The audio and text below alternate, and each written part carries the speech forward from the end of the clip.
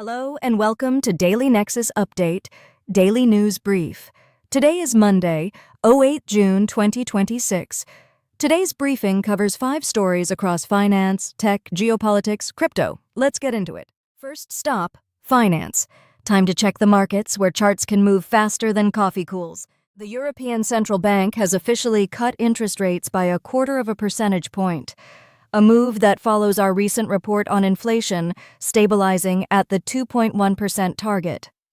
This decision marks a significant shift away from the restrictive monetary policy that defined the last year. By lowering the cost of borrowing, the bank aims to jumpstart investment across the entire Eurozone. Think of this as a deliberate attempt to shift gears from cooling down the economy to encouraging growth, now that price pressures have eased.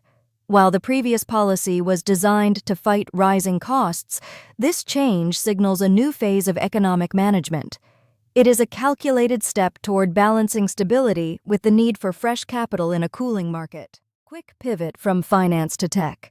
From microchips to macro consequences, tech never really does quiet mode. The European Commission has launched a new AI-compliant sandbox to help small and medium-sized businesses navigate the complex AI Act.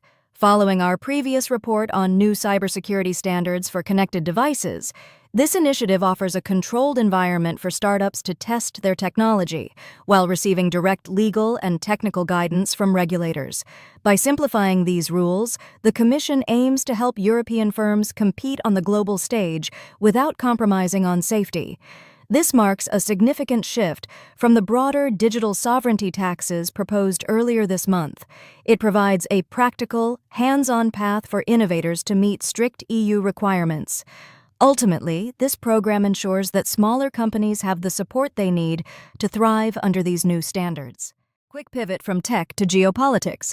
Next, geopolitics, where every sentence has footnotes and consequences. Trade negotiations between the European Union and the Mercosur bloc are facing fresh resistance. Following our previous update on these resumed talks, several EU member states are now demanding much stricter enforcement for environmental sustainability clauses. The core of this debate is simple: fairness. European leaders want to ensure that agricultural products imported from South America meet the exact same deforestation-free standards that are currently required of their own farmers. They argue that without ironclad rules, local producers will be at a competitive disadvantage. This push for tighter oversight marks a significant shift in the negotiations, complicating the path toward a final deal.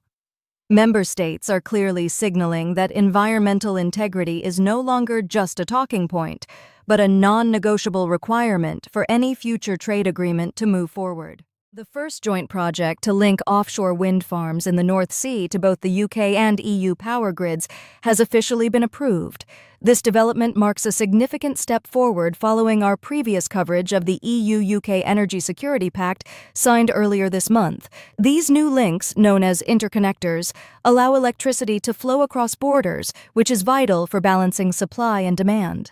By sharing resources more efficiently, the project aims to reduce energy price volatility and protect consumers from sudden cost spikes. This infrastructure is a critical move toward enhancing the overall resilience of the European power market. By integrating these offshore wind farms into a shared grid, both regions are strengthening their energy independence and securing a more stable, sustainable future for everyone involved. Quick pivot from geopolitics to crypto.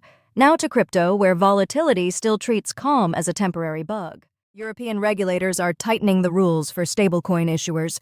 Following our previous report on technical standards for crypto service providers, the European Securities and Markets Authority has now released supplementary guidance under the MiCA framework.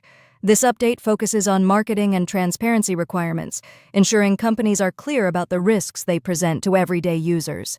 It builds directly on the European Banking Authority's recent guidelines regarding how these digital assets must be backed by reserves. For firms aiming to operate across the European Union single market by the end of this year, these rules are a critical hurdle. They must now align their public messaging and operational transparency with these strict new standards to maintain their legal standing in the region. The market moved so fast today, even my coffee needed a limit order. If you want the next roundup, subscribe to Daily Nexus Update.